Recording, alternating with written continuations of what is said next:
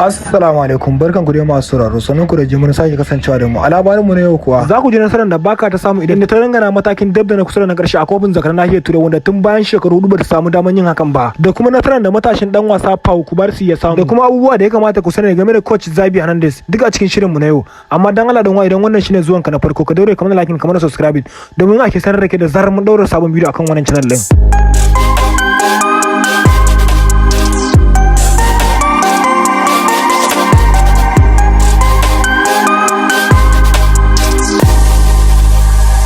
Barcelona ta lallasa kungiyar kwallon kafa ta Napoli wanda hakan ya bata daman kaiwa wasan matakin dab da na kusa na karshe a kofin zakar nahiyar Turai. Kungiyar Xabi Hernandez din ta samu gagarumin nasara da ci 3-1 a daren. Dan wasa Robert Lewandowski ne ya zira kwallo mai muhimmanci a makare wanda hakan ya sa kungiyar ta samu tabbacin tsallakewa matakin dab da na kusa na karshe a gasar cin kofin zakar nahiyar Turai da ci 3-1 akan kungiyar kwallon kafa ta Napoli. Kokarin da dan wasa Robert Lewandowski a cikin minti na 83 wanda hakan ne ya sa ya cire kungiyar kwallon kafa ta Italiya a filin wasa inda Baka ta samu hada jimlan kwallaye ci 4-2 a farkon wasan da ya Baka ita ta ci gaba da cin kwallaye a raga daya ta kafan dan wasa Fermin Lopez daya kuma ta kafan dan wasa Joe Cancelo. Sai dai kuma kungiyar kwallon kafa ta Napoli ta farke daya ta kafan hannun dan wasa Amir Rahman. Dan wasa Fermin Lopez ne ya fara zura kwallo a raga wanda bisa wannan dalilin ya daura Baka kan gaba kuma dan wasan ya taka rawar gani sosai a wannan wasan. Dan wasa Rafinha kuma ya kusan zama dan wasa da ya zura kwallo a bugun daga kai sai mai tsaron gida, amma bayan wani kyakkyawan bugu da bollin ta daki karfe sannan ta fada daidai ta kafan dan wasa Joe Cancelo, a yayin da shi dan wasa Joe Cancelo ya mai da bugun daga kai sai mai tsaron gida. A bisa wannan dalilin ne Baka ta riga da ta samu kwallaye biyu ana tsaka da minti 17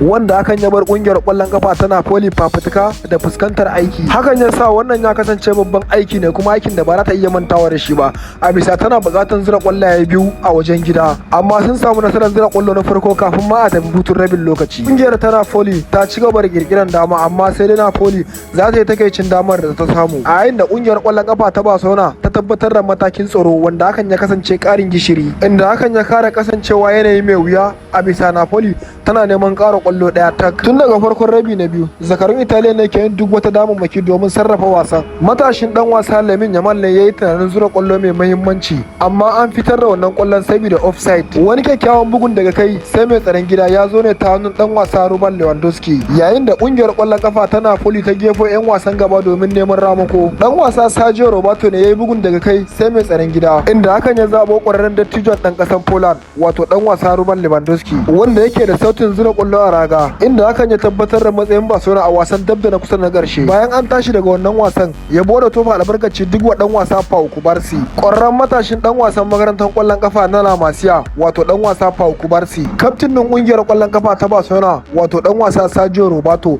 ya jinjina wa matashin dan wasa Pau Kubarsi bayan wani abin burjewa da matashin yayi a karawarsu da kungiyar kwallon kafa ta Napoli. Sergio Roberto ne yayi wani yabo na gaggawa wa matashin dan wasan bayan wani kyakkyawan dare da suka yi a babban birnin Catalonia. A wani furcin Roberto ne inda ya ce Pau Kubarsi matashin dan wasa ne mai matukar mamaki, hakika shine dan wasa mafi kyawu a filin wasa duk da karancin shekarunsa bai daina babu mamaki ba, in ji Sergio Roberto.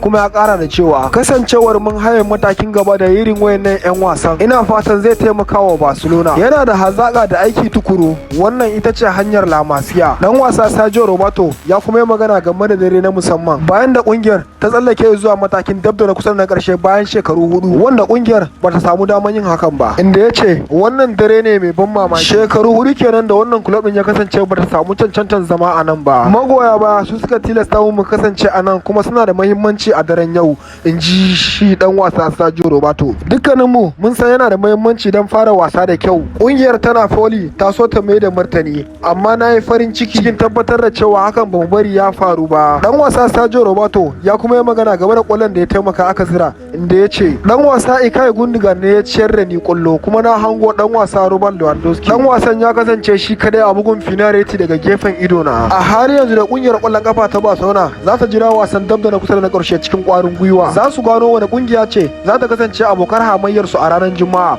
a lokacin da za a hada cancaras bayan an kammala wasannin ranar Laraba. A wani bangaren kuma magoya bayan kungiyar kwallon kafa ta Barcelona sun mamaye shafukan sada zumunta domin bayyanar da jin daɗin su game da kocin su Xavi Hernandez. Ba shakka wannan ya zo ne bayan da Barca ta kasance ta samu matakin dab da na kusa da na karshe a gasar cin kofin zakar nahiyar Turai. Masu ra'ayin Barcelona sun gode wa mutum ɗaya saboda nasarar da kungiyar ta samu. Mutumin da aka ambata da shine coach Xavi Hernandez don sauya wasan da inda ya tabbatar da dan wasa Sergio Roberto inda shi kuma dan wasan ya canza yanayin rikici a cikin tsari. Ga bayanan su kamar haka inda wannan ya ce okay so Sergio was a good change, I apologize Xavi. Abin da yake nufi canjin da aka yi na dan wasa Sergio Roberto yayi daidai, ina bada hakuri ga coach Xavi. Sai kuma wannan inda ya ce Xavi was so smart, bringing in Sergio Roberto and Romeo was regain control over the midfielder. Inda yake nufi Xavi yana da wayo bayan kawo dan wasa Sergio Roberto da Romeo da yayi, wanda hakan ya ƙara daidaita tsakiyar wasansa. Sai kuma wannan ya ce those of you that abuse Xavi for sub in Roberto, what do you have say now? Abin da yake nufi da wanda suke zabin coach Xavi Hernandez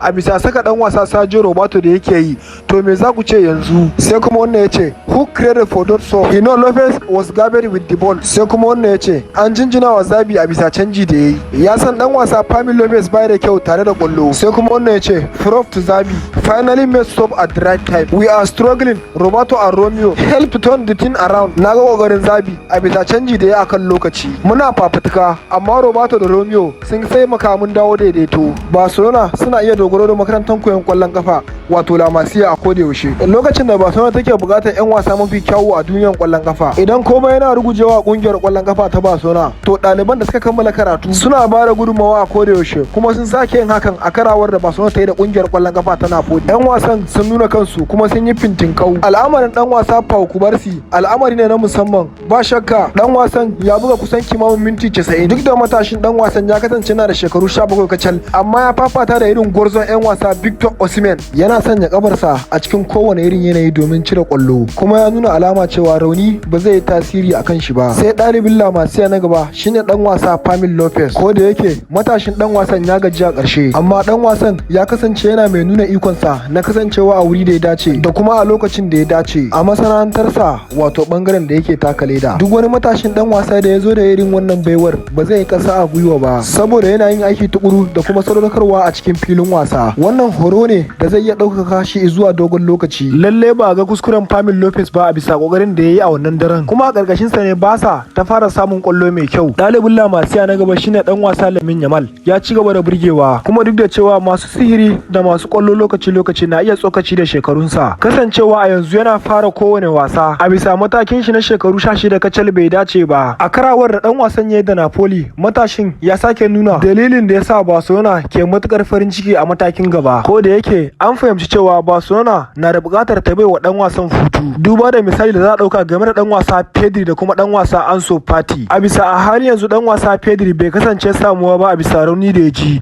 shi kuma dan wasa Ansu Fati ya kasance na kungiyar kwallon kafa ta Brighton da ke gasar Premier. Mun gode da sauraro. Wannan channel ne na magoya bayan kungiyar kwallon kafa ta Barcelona. Domin kasancewa ɗaya daga cikin mu shine ka danna liking, ka danna subscribing, kana ka danna alamar ƙararrawa. Domin hakan ne kawai zai baka damar kasancewa ɗaya daga cikin mu. Da zarar mun ɗaura sabon bidiyo akan kungiyar kwallon kafa ta Barcelona za a sanar da kai.